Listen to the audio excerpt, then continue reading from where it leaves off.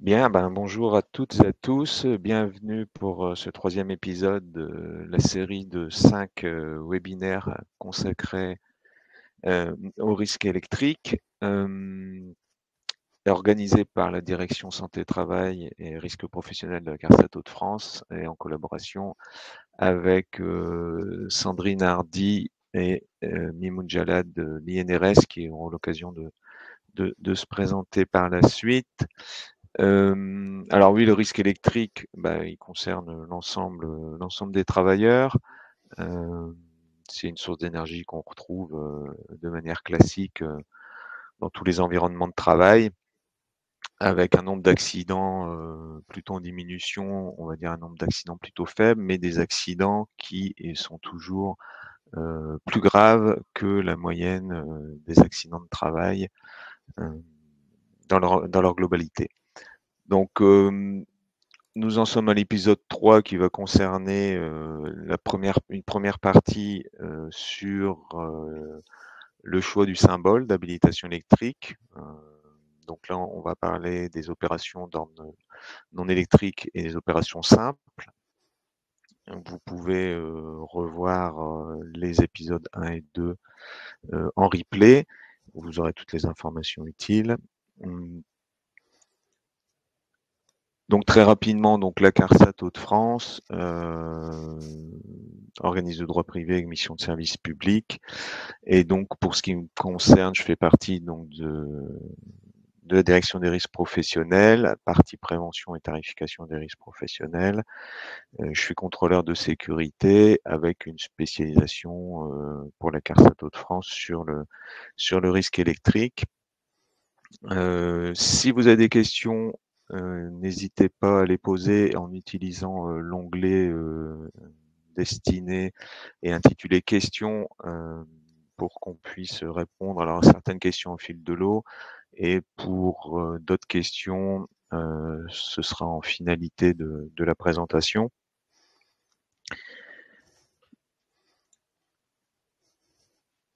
En ce qui concerne le déroulé donc de cette première partie sur l'habilitation électrique, nous allons voir les règles générales, les opérations d'ordre non électrique, les opérations qui ne nécessitent pas forcément d'habilitation et les opérations élémentaires.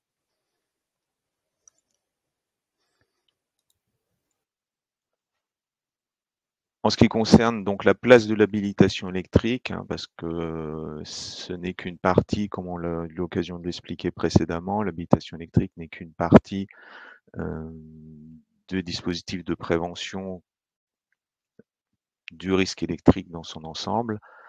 Là, c'est un petit rappel de ce qui a pu déjà être dit précédemment. Pourquoi l'habilitation électrique, hein, évidemment pour prévenir le risque électrique, répondre aussi à une obligation réglementaire hein, qui existe depuis 2010. Pour qui? Ben pour les travailleurs qui font des opérations sur les installations électriques ou dans leur voisinage, d'ordre non électrique ou électrique, on y reviendra. Par qui? Par l'employeur ou par exemple par l'entreprise utilisatrice pour les travailleurs intérimaires. Et pour les autres cas de figure, on va dire, par exemple, entreprise extérieure, d'autres cas de figure, comme on l'a déjà dit précédemment et comme on va encore le redire, le document de référence, restera la brochure INRS, ED 6127. Donc pour cette première partie concernant au choix du symbole, hem, nous allons la développer, par la suite, et notamment donc sur la composition du symbole. Donc il doit être choisi, en fonction de l'activité du travailleur et de l'environnement électrique dans lequel il intervient, il évolue. Hem, donc c'est bien le point de départ, c'est ça, de se poser déjà la question de ce que fait le travailleur et dans quel environnement, il va travailler. Hem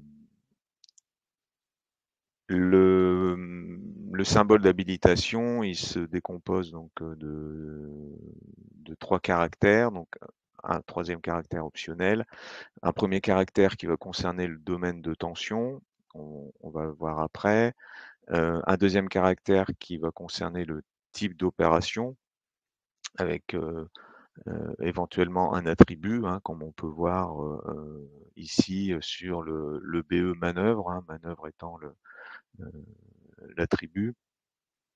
Et le troisième caractère, c'est une lettre additionnelle qui vient préciser éventuellement la nature des opérations, comme le V pour le voisinage. Donc toujours en référence la ED 6127 sur l'habilitation électrique et bien sûr tout ça est défini dans la norme NFC 18510. Donc en ce qui concerne les domaines de tension, vu qu'on a vu que la première lettre effectivement dépendait du domaine de tension, bah là, c'est assez simple, hein, il y a 2 lettres, il y a une lettre, qui est la lettre B pour, tout ce qu'on appelle domaine basse tension. Alors basse tension, c'est, jusque 1000 volts en courant alternatif, 1500 volts en courant continu et H pour la haute tension, donc avec, qui regroupe haute tension A, haute tension B, donc de 1000 volts jusqu'à, 50 000 volts et plus en courant alternatif et de 1500 volts à 75 000 volts et plus en courant continu.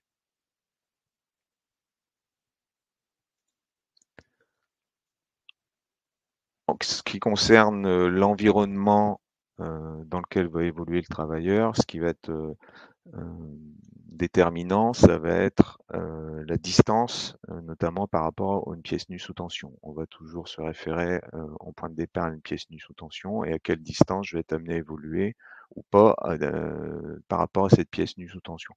Donc on va voir qu'il y a une gradation aussi en fonction de la tension évidemment. Euh, avec des distances qui seront différentes selon qu'on soit en basse tension ou en haute tension. Oui, donc alors je suis passé assez vite avec différents types de distances, on va y revenir, hein, donc une distance limite d'investigation, une distance limite de voisinage simple, une distance limite de voisinage renforcé, une distance minimale d'approche. C'est ce que nous allons voir ici. Donc là, ce qu'on vous présente, c'est un tableau que vous pouvez retrouver en annexe de 8.1 de la ED 6127 et qui va nous permettre de définir le troisième caractère du titre d'habilitation, de l'habilitation.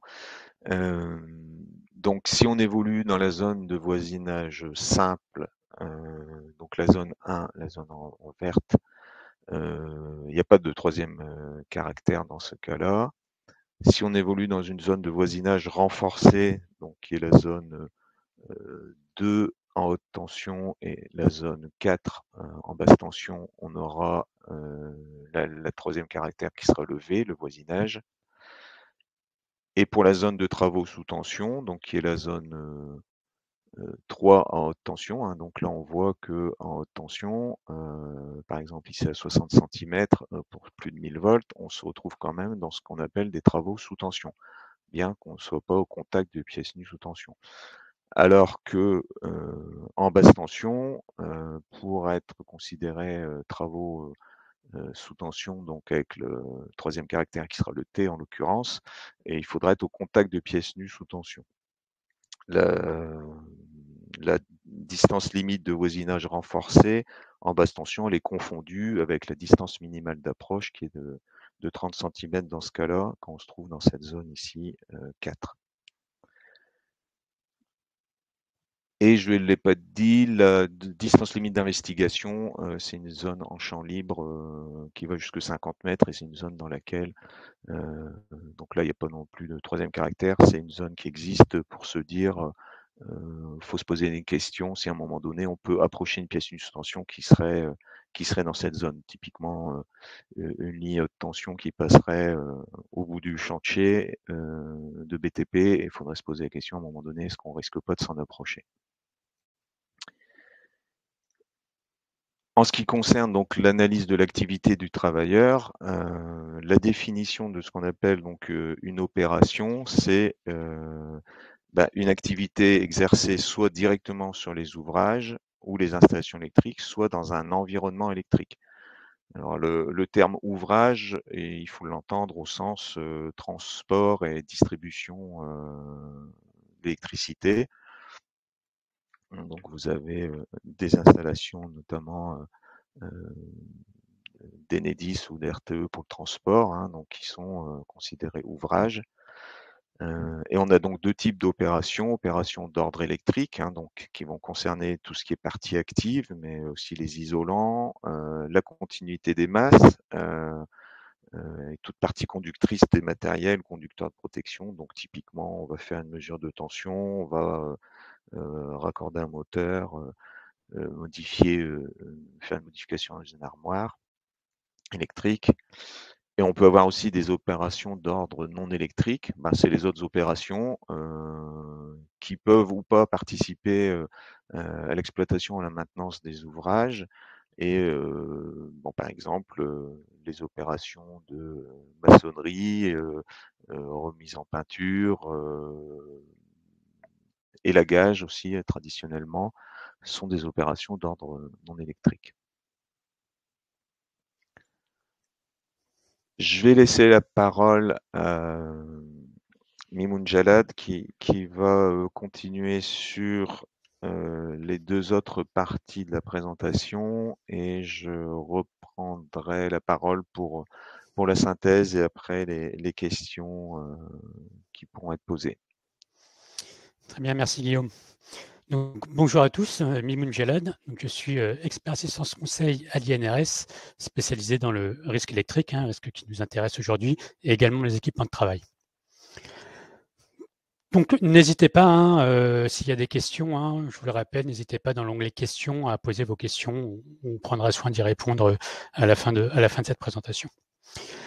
Donc, comme vient de vous le présenter Guillaume, on a des opérations d'ordre électrique qui donc seront les habitations propres à ces opérations seront développées lors du prochain webinaire. N'oubliez pas de vous inscrire. Et il y a donc des opérations d'ordre non électrique. Alors, les opérations d'ordre non électrique, généralement, les identifient parce que le symbole d'habilitation va comporter soit le chiffre 0, soit la lettre F. Alors, je précise bien, le chiffre 0, c'est un chiffre, c'est un 0, c'est pas une lettre, c'est pas un O, c'est pas un symbole BO ou HO, c'est B0 ou H0. Alors, outre le premier caractère, qui reste de façon générale le B ou le H en fonction du domaine de tension, basse tension, haute tension, le second caractère, lorsqu'on réalise des opérations d'ordre non électrique, il va être soit composé de la lettre F, qui est très particulier, en fait, ça correspond à des opérations en fouille. Donc, c'est des opérations d'ordre non électrique dans les fouilles, des tranchées qui ont été creusées, dans lesquelles passe un câble. Il y a des opérations qui vont être faites dans ces tranchées, dans l'environnement d'un câble électrique. Donc ça, c'est les opérations de fouille. Pour toutes les autres opérations d'ordre non électrique, ce sera plutôt le chiffre 0. Pardon. Donc, on va retrouver dans ces symboles le B0, le H0, le H0V si on a un voisinage, ou une composition des deux, B0H0, B0H0V, ou alors le symbole BFHF. Alors, particularité, le BFHF est toujours composé des deux symbole, basse tension et haute tension. C'est un seul symbole, BFHF. On n'a pas le BF tout seul ou le HF tout seul, c'est systématiquement le BFHF. À la différence du B0H0 qu'on peut trouver indépendamment en fonction du domaine de tension. Très important par rapport à ces opérations d'ordre électrique, on a souvent tendance à se focaliser sur le symbole. Il ne faut pas se focaliser que sur le symbole, il y a aussi la nature de l'exécutant en fait. On va avoir un exécutant ou un chargé de chantier. La personne qui réalise cette opération d'ordre électrique, l'individu peut être identifié comme exécutant ou chargé de chantier. Pour faire simple, l'exécutant ne va jamais pouvoir intervenir seul. Il va toujours être sous la supervision d'un chargé de chantier. Alors que lui, le chargé de chantier, va pouvoir intervenir en autonomie sur l'installation. Donc, si on développe ce fameux symbole opération d'ordre non électrique, B0, H0, H0V, ces opérations d'ordre non électrique sont en fait cantonnées aux opérations dans le voisinage d'installation ou d'ouvrage. On est bien d'accord, ce sont des opérations d'ordre non électrique, comme vous l'a présenté Guillaume, donc on ne va pas intervenir directement sur le circuit. Par contre, lors de ces opérations, on peut être amené à travailler dans le voisinage. L'exemple qui avait été pris, c'est l'élagage. Pour une opération, par exemple, de logistique, je vais décharger un véhicule à proximité d'une ligne de tension. Je n'interviens pas directement sur la ligne en elle-même, c'est pas une opération électrique. Par contre, je suis dans le voisinage. Donc, ces opérations, elles sont des limites. Si on regarde le tableau que vous voyez là, si on le prend si on le lit de droite à gauche, si l'opération d'ordre non électrique est réalisée hors voisinage, c'est-à-dire à plus de 3 ou 5 mètres, dans la fameuse zone bleue qu'on vous a présentée précédemment, ou si l'installation de l'ouvrage est consignée, à ce moment-là, on va avoir le droit de réaliser ces opérations d'ordre non électrique. Si cette opération ne concourt pas à l'exploitation ou la maintenance de l'installation de l'ouvrage, il n'y aura pas nécessité d'être habilité.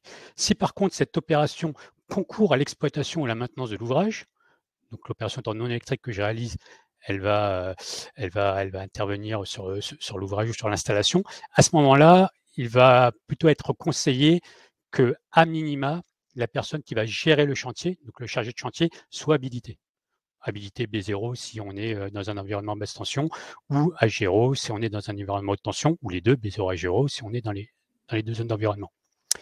Si on rentre dans la zone de voisinage simple, les opérations ne concourant pas à l'exploitation ou la maintenance de l'installation de l'ouvrage vont être interdites. On n'a pas le droit de réaliser des opérations d'ordre non électrique dans cette zone de voisinage simple.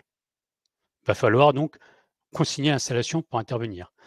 En revanche, si ces opérations concourent à l'exploitation ou la maintenance de l'installation de l'ouvrage, à ce moment-là, elles seront autorisées. Il faudra être habilité B0 en basse tension ou H0 en haute tension. Donc, devront être habilités le chargé de chantier et l'exécutant. Ensuite, on se rapproche encore un petit peu plus de la fameuse pièce nue sous tension. Donc, on est dans la zone de voisinage renforcé. C'est la zone qui avait été identifiée en jaune pour la haute tension et en rouge pour la basse tension, dans le schéma que vous avez montré, Guillaume. En basse tension, elles vont être interdites, c'est-à-dire qu'on a interdiction de réaliser des opérations d'ordre non électrique à moins de 30 cm d'une pièce nue sous tension, en basse tension. C'est interdit. Il faudra consigner l'installation pour pouvoir les réaliser. En haute tension, elles sont autorisées dans la zone de voisinage, donc dans la zone jaune. Cela veut dire que le symbole A0V existe, le symbole B0V n'existe pas. On s'arrête au B0. Le B0V n'existe pas. Enfin, si on rentre dans la zone de travaux sous tension, bien entendu, ces opérations d'ordre non électrique seront interdites. Donc ça, c'était pour les opérations d'ordre non électrique générique. Ensuite, je vous ai dit qu'il y avait un autre type d'opération d'ordre non électrique en fouille. Donc ces opérations d'ordre non électrique en fouille sont réalisées dans ce qu'on appelle la zone d'approche prudente, la ZAP, ZAP, d'une canalisation isolée maintenue sous tension. Donc, dans le petit schéma que vous voyez qu'il y a une canalisation avec sa gaine noire, c'est sa gaine isolante en fait, qui permet de prévenir un risque d'accès et de contact direct avec la pièce nue sous tension. Autour de cette canalisation, dans un périmètre de 50 cm autour de cette canalisation, je vais devoir être habilité pour pouvoir intervenir dans cette zone-là. Et les opérations d'ordre non électrique que je pourrais réaliser dans cette zone-là, elles sont bien limitées. Elles sont limitées au nettoyage d'un câble ou d'un fourreau, dans le but de reconnaître sa nature ou ses accessoires. Donc, c'est seulement pour identifier la canalisation, ce n'est pas pour nettoyer toute la canalisation, c'est seulement pour l'identifier. Vont être limités également au ripage d'un câble ou d'un fourreau. Alors, ce qu'on appelle le ripage, c'est de déplacer de 10 cm maximum la canalisation. On fait glisser la canalisation de 10 cm sans contraindre au tenant et au aboutissant la canalisation. Au-delà de 10 cm, c'est un déplacement, ce sera considéré comme une opération d'ordre électrique. Opération d'ordre non électrique également en fouille, c'est le soutènement d'un câble ou d'un fourreau. Une fois qu'on a dégagé la terre qui était en dessous, il faut le maintenir, ce fourreau, l'ouverture d'un fourreau ou la mise en œuvre de protection mécanique ou thermique afin de protéger la canalisation. Donc, cette canalisation, elle peut être maintenue sous tension, mais il faut qu'elle soit protégée. Il faut que j'ai la certitude que je ne risque pas de m'électriser si je rentre en contact. Si la canalisation est détériorée, il y a possibilité de rentrer en contact avec une pièce nue sous tension, donc l'opération sera interdite. Si je rentre dans la zone d'approche prudente, à moins de 50 cm de la canalisation, sans risquer en fait, de rentrer en contact avec la ligne, la canalisation, à ce moment-là, on demandera seulement que le chargé de chantier soit habilité. Si je rentre dans cette zone-là, que j'ai un risque de contact et que je vais réaliser une des opérations listées, nettoyage, ripage, soutènement, à ce moment-là, il faudra que l'exécutant et le chargé de chantier soient habilités BFHF. Donc voilà ce qui concernait les opérations d'ordre non électrique. Alors, si on continue crescendo, on va pouvoir réaliser également certaines opérations qui sont considérées comme d'ordre électrique, mais qui ne vont pas nécessiter d'habilitation. Alors, pourquoi elles ne nécessiteront pas d'habilitation? Parce qu'en réalité, il n'y a pas de risque à les réaliser. L'équipement sur lequel on va intervenir est intrinsèquement sûr. C'est-à-dire que par conception, il prévient le risque de rentrer en contact direct avec une pièce nue sous tension. Alors, comment ça se matérialise ça plus précisément? C'est le fameux indice de protection, IP. Indice de protection IP. Donc, l'indice de protection IP, il est défini par une norme, la NFEN 60529, et il se compose donc de deux chiffres et potentiellement de lettres additionnelles. Le premier chiffre va correspondre à la pénétration des poussières et des corps solides. Donc, dans notre cas, ce sera l'accès avec le doigt ou avec un outil à une pièce nue qui serait à l'intérieur de l'équipement. Le deuxième chiffre correspond à la pénétration des liquides. Ensuite, les lettres additionnelles vont correspondre, c'est en option, à un accès aux parties dangereuses. Donc, ce sera la première lettre additionnelle ou une deuxième lettre additionnelle qui seront spécifiques à certaines spécificités de l'équipement. Donc, dans le cas du risque électrique, ce qui va nous intéresser dans le domaine de la basse tension, c'est l'indice IP2X ou IPXB, qui veut dire que l'équipement prévient un risque de contact direct avec une pièce nue sous tension. Ça correspond à l'accès avec le doigt, c'est une ouverture de 12,5 mm. Et en haute tension, ce sera l'indice de protection IP3X ou IPXXC, qui correspond à la prévention intrinsèque d'un accès à l'intérieur de l'appareil à une pièce nue sous tension avec un outil, qui correspond à une ouverture de 2,5 mm. Donc, information importante, voilà, il faut vraiment connaître l'indice de protection de l'équipement pour savoir si je vais pouvoir intervenir en sécurité ou non sur cet équipement. Alors, parmi les opérations simples, on est souvent questionné sur quelles opérations nécessitent une habilitation, ne nécessitent pas une habilitation. Donc, on essaie de créer une définition d'opération simple. C'est une définition propre à ce webinaire. Elle n'est pas définie d'un point de vue normatif ou réglementaire. Ce que nous, on appelle opération simple, c'est une opération ordinaire n'exposant pas l'opérateur à un risque de contact direct électrique. Toutefois, l'opérateur, le travailleur, bien qu'il ne soit pas habilité en soi, il devrait de toute façon être formé. Mais ça, c'est une obligation générale.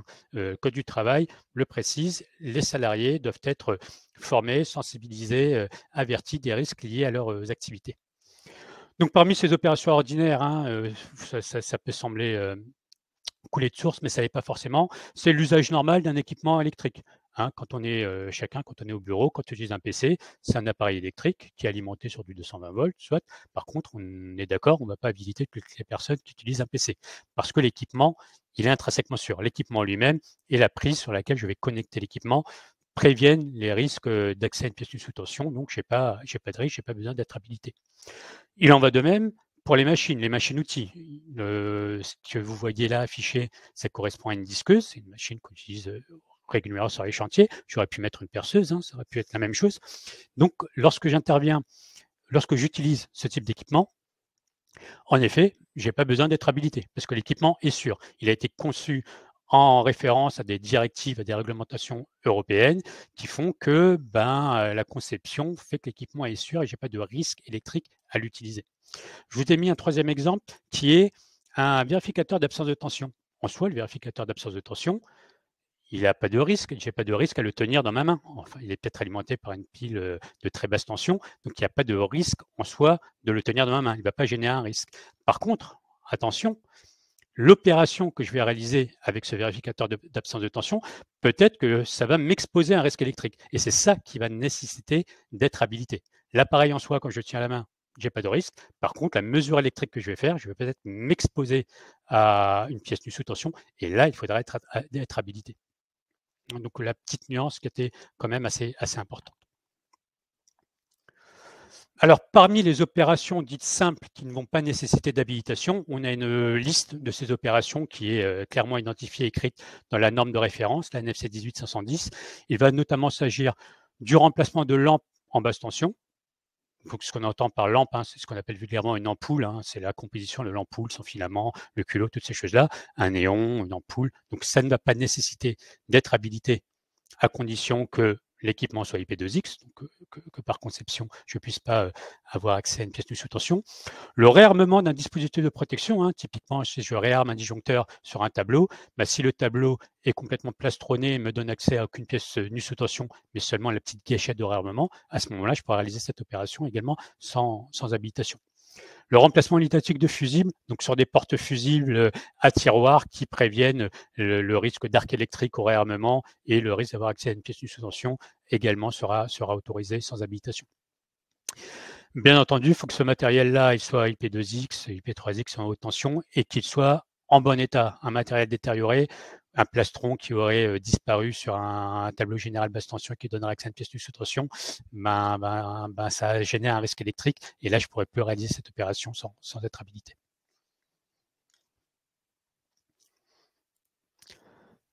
Donc ça, c'était les opérations qui sont d'ordre électrique a priori, chargement une ampoule, réarmer un disjoncteur, c'est des opérations d'ordre électrique, mais qui ne nécessitent pas d'habilitation parce qu'elles n'exposent pas un risque. Mais, je le répète, on devrait tout de même être formé pour aller à ces opérations. Ensuite, on a les opérations dites élémentaires, les interventions élémentaires. Alors, qu'est-ce que c'est qu'une intervention? C'est également défini par la norme. Une intervention, c'est une opération de courte durée sur un circuit terminal de l'installation et dans le domaine de la basse tension. C'est comme ça qu'est définie les interventions. Aujourd'hui, on va traiter des interventions BT élémentaires. On a également des interventions BT générales, mais ça, on le verra dans le prochain webinaire, dans l'épisode 4. Alors, les interventions élémentaires, ce sont des interventions réalisées hors zone de voisinage renforcé, c'est-à-dire que je n'ai pas droit de réaliser ces opérations à moins de 30 cm d'une pièce nue sous tension, sont limitées à des circuits d'une tension inférieure à 420 volts en courant alternatif ou 600 volts en courant continu. Il faut que les circuits sur lesquels j'interviens soient protégés par des courants assignés inférieurs à 32 ampères en courant alternatif ou 16 ampères en courant continu, donc un dispositif de protection qui disjonctera en cas de court-circuit ou autre chose. Sur des installations avec des sections de câbles, des câbles électriques, les fils électriques qui auront une section inférieure à 6 mm si c'est des câbles en cuivre ou 10 mm en aluminium.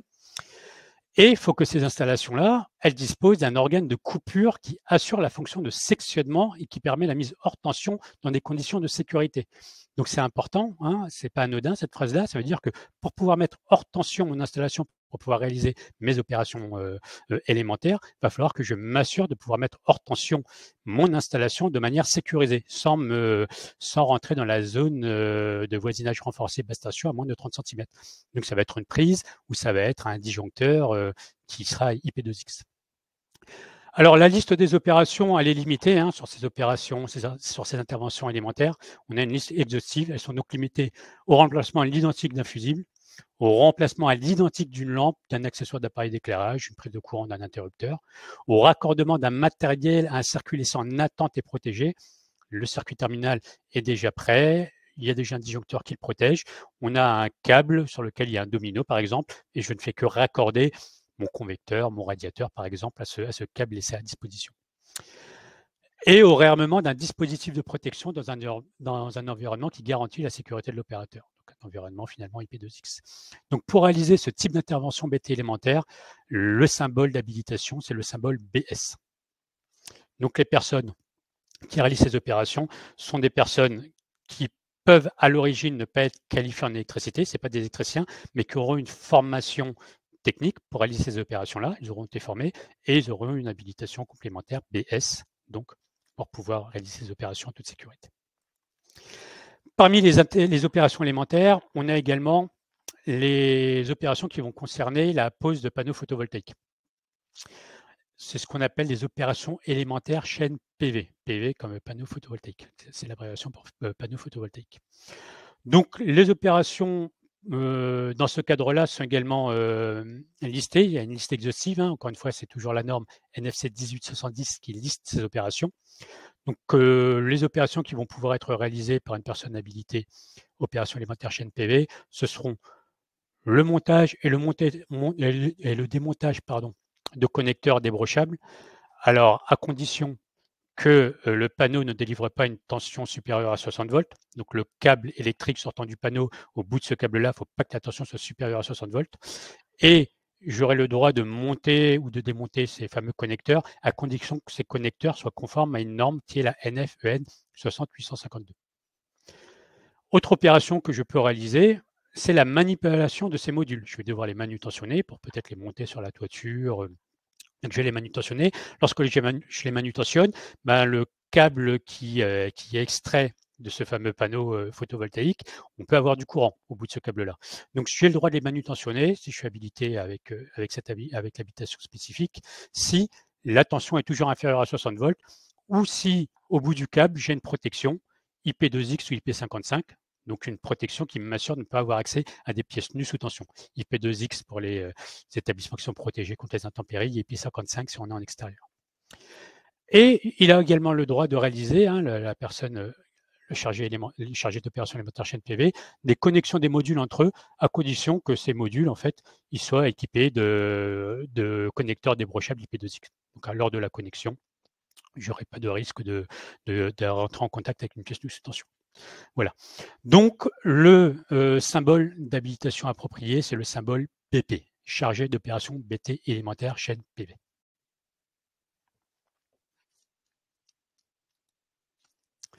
Voilà. En ce qui concerne donc les opérations simples, les opérations élémentaires et les opérations d'ordre non électrique. Je vais donc rappeler Guillaume. Guillaume, Oui. si on synthétise, qu'est-ce qu'il faut retenir de tout ça? Merci Mimoun. Donc effectivement, donc en synthèse pour le choix du symbole, il est important de tenir compte, comme on l'a vu, de la nature des opérations, des opérations d'ordre électrique, non électrique, si on réalise des travaux.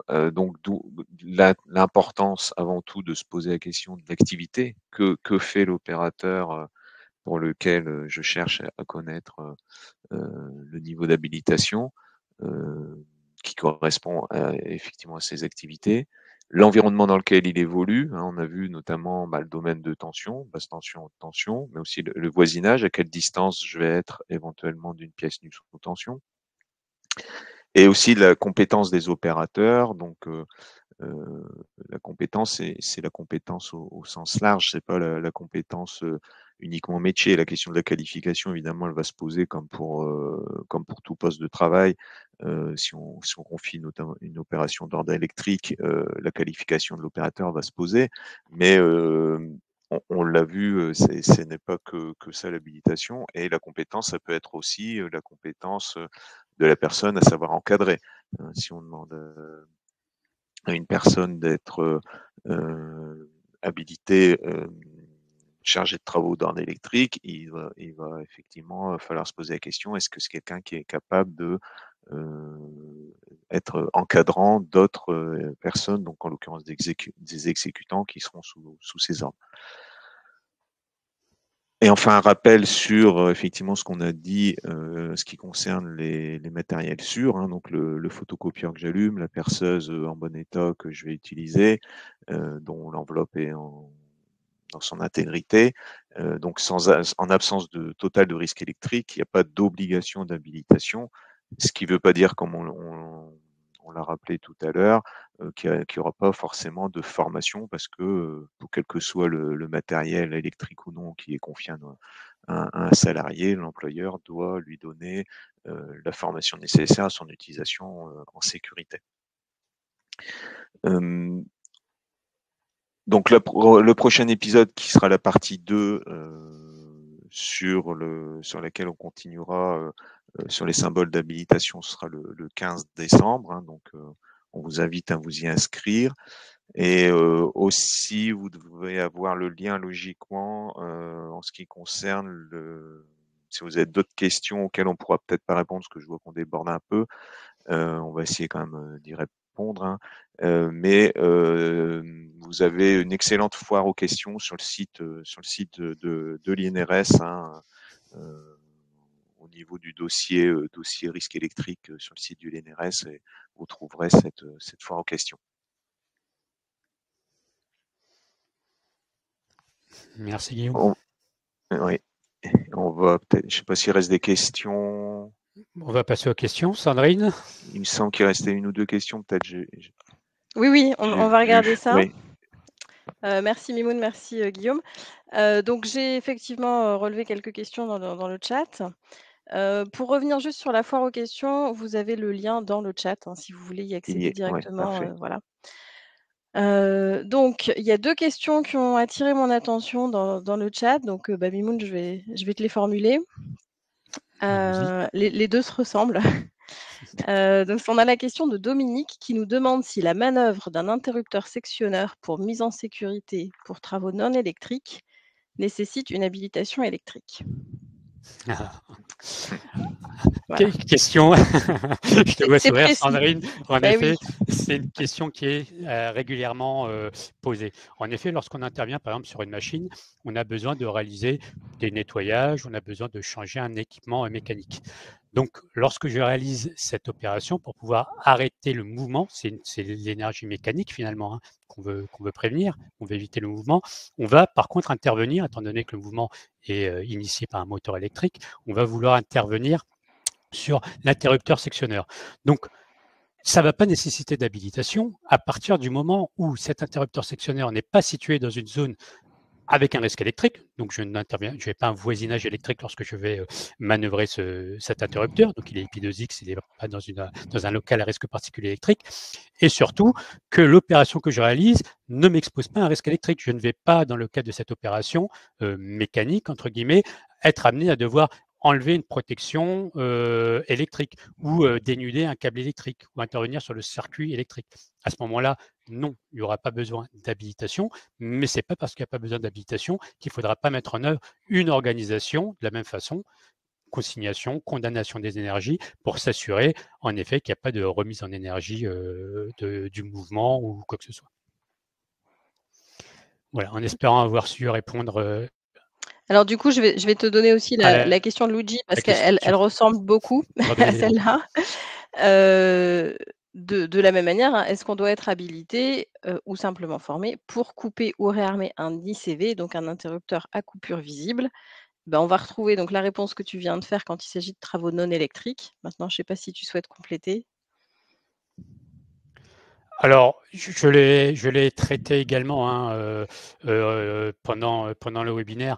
Je n'ai pas besoin d'être habilité à partir du moment où je n'ai pas d'accès à une pièce nue sous tension lorsque je réalise cette opération. Encore une fois, c'est la notion d'IP2X.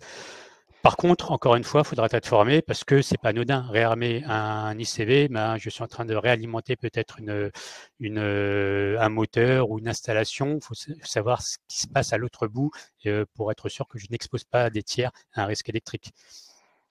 Mais de la même façon, si ça disjoncte, faut que je sois formé pour qu'on m'ait expliqué que si ça disjoncte une première fois, ne t'acharne pas à réarmer. Hein. Donc voilà. Donc il y a toujours cette notion quand même de formation. Tu fais tout à fait le lien avec la question de Peggy à laquelle je vais répondre, qui nous demande quelle formation faut-il si on ne doit pas être habilité? Alors je précise déjà parce que la question a été posée, la formation peut être faite en interne ou en externe, c'est au choix de l'employeur, donc on n'est pas obligé de faire appel à un organisme pour faire cette formation non habilitante. Et en fait, la formation, vous trouvez justement dans l'annexe D de la norme un contenu type de formation pour ce genre de choses, formation non habilitante. Sinon, le mieux, c'est quand même d'adapter la formation à l'activité réelle du travailleur. Donc, il faut regarder ce qu'il a besoin de faire et faire une formation sur mesure, c'est quand même ce qu'il y a de mieux. Voilà. Et alors, il nous reste une dernière question. Peut-être je te la laisse, Mimoun. C'est Dorothée qui nous demande, est-ce qu'un installateur et technicien pompe à chaleur, est-ce qu'il a besoin des 3 symboles? Des 3 symboles, c'est-à-dire? Alors, je ne sais pas. Pour moi, il faut distinguer la partie installateur et technicien, hein, dans la partie raccordement, et maintenance, mais je pense que ça, on le traitera peut-être plus dans la partie, Oui, suivante sur les opérations électriques. je pense aussi, oui. Oui, ce sera plutôt BR, travaux et intervention générale peut-être. Donc, je pense qu'on le traitera lors du prochain épisode. Voilà, donc Dorothée, je vous invite à vous inscrire au webinaire suivant. Voilà. Et alors il y en a une autre qui est apparue. Oui. va vraiment prendre la dernière cette fois. Donc Nicolas qui nous demande: «Il ne faut pas consigner l'installation après une coupure de l'ICV pour éviter un réarmement accidentel. Cette consignation doit-elle se faire par un habilité ou un tiers?» Eh bien là, typiquement, ça va dépendre de pourquoi est-ce qu'on a besoin de couper l'ICV, donc l'interrupteur à coupure visible. Comme l'a dit Mimoun, si je dois couper pour faire des travaux non électriques, par exemple du nettoyage de machines ou ce genre de choses, c'est pas une consignation au sens électrique du terme. C'est une coupure et effectivement, il va falloir maîtriser les énergies pour éviter les remises en marche intempestives. Là, il faut une personne formée, toujours, mais la personne, si la coupure n'expose pas à un risque, n'a pas besoin d'être habilitée. En revanche, si on consigne dans le but de faire un dépannage électrique où là, les travailleurs vont être exposés au risque électrique, il faut que la personne soit habilitée pour consignation et ça, on en parlera au prochain webinaire. Voilà, je crois qu'on a fait le tour des questions. Oui, merci beaucoup. Donc rendez-vous pour le 4e épisode le 15 décembre. D'ici là, n'hésitez pas à regarder les épisodes en replay si vous n'avez pas pu participer. Encore un grand merci à l'INRS et donc à bientôt. Merci à tous, à à bientôt. tous, au revoir, à bientôt.